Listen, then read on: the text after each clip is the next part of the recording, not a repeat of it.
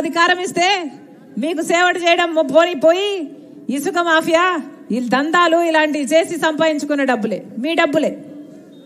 ఎన్ని డబ్బులు ఇచ్చినా తీసుకోండి, కానీ ఓటు ఎవరికి వేస్తున్నామని మాత్రం మీరు ఆలోచించాల్సిన అవసరం ఉంది. ఓటు మాత్రం మీ మనస్సాక్షి ప్రకారం వేయండి. ఎందుకంటే ఓటు వేస్తే అది మీ భవిష్యత్తే కాదు, మీ బిడ్డల భవిష్యత్తును కూడా అఫెక్ట్ చేస్తుంది. అందుకే ఆలోచన చేసి ఓటు వేయండి. 5 సంవత్సరాల ముందు చంద్రబాబు గారు ముఖ్యమంత్రి, ఇప్పుడు 5 సంవత్సరాలు జగన్మోహన్ రెడ్డి గారు ముఖ్యమంత్రి. మీరందరూ ఓట్లేస్తే అప్పుడు చంద్రబాబు గెలిచారు, ఇప్పుడు జగన్మోహన్ రెడ్డి గారు గెలిచారు. ఇప్పుడు మళ్ళీ ఎన్నికలు వచ్చాయి. 5 సంవత్సరాలు చంద్రబాబు గారిని చూశారు, ఇప్పుడు 5 సంవత్సరాలు జగన్మోహన్ రెడ్డి గారిని చూస్తున్నారు. ఒక్కరైనా మన ఆంధ్ర రాష్ట్రానికి ప్రత్యేక హోదా ఎంత ముఖ్యమో అని తెలిసి కూడా ఒక్కరైనా పోరాటం చేశారా అధికారంలో ముఖ్యమంత్రులుగా ఉండి? మొదట చంద్రబాబు గారు ఏం చెప్పారు? చంద్రబాబు గారు మాకు 10 ఏళ్ళు సరిపోదు, మోడీ గారు 10 ఏళ్ళు ఇస్తామంటే మాకు 10 ఏళ్ళు సరిపోదు, 15 సంవత్సరాలు కావాలి ప్రత్యేక హోదా అన్నారు. వాళ్ళతో పొత్తు పెట్టుకున్నాక వాళ్ళ మంత్రి పదవులు ఇస్తే మంత్రి పదవులు కూడా తీసుకున్నారు. ఆఖరికి చూస్తే ఏమైంది? ముఖ్యమంత్రి అయిన తర్వాత ఒక్కసారైనా మళ్ళీ ప్రత్యేక హోదా ఊసు తీశాడా చంద్రబాబు గారు? ఊసరు వల్లిలా మారారు. అసలు ప్రత్యేక హోదా అవసరమే లేదన్నట్టుగా మారిపోయాడు చంద్రబాబు గారు. అప్పుడు ప్రతిపక్ష నాయకుడిగా ఉన్నది జగన్మోహన్ రెడ్డి గారు ప్రతిపక్ష నాయకుడిగా చంద్రబాబు గారిని తిట్టిపోశారు. ప్రత్యేక హోదా గురించి ఎందుకు కొట్లాడడం లేదని అడిగారు.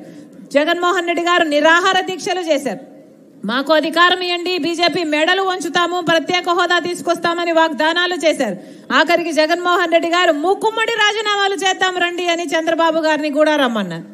తీరా చూస్తే జగన్మోహన్ రెడ్డి గారిని ప్రజలు నమ్మి ఓట్లేస్తే జగన్మోహన్ రెడ్డి గారు ముఖ్యమంత్రి అయ్యి 5 సంవత్సరాలు అయిపోయింది.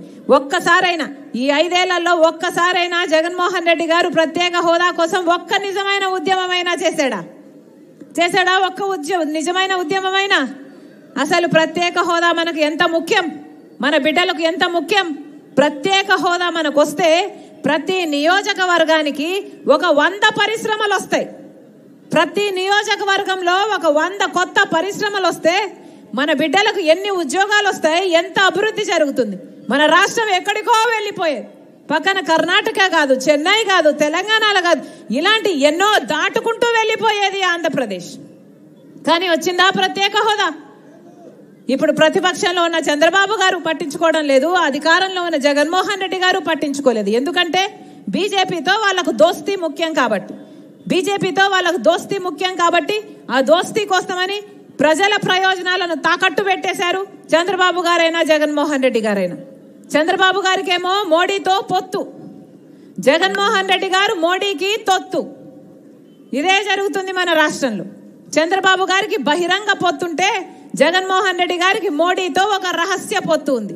ఎవరికి కంటికి కనిపించదు, కానీ గత 5 సంవత్సరాలుగా అదే మోడీకి ప్రతి బిల్లులోనూ సహాయం చేశాడు జగన్మోహన్ రెడ్డి గారు.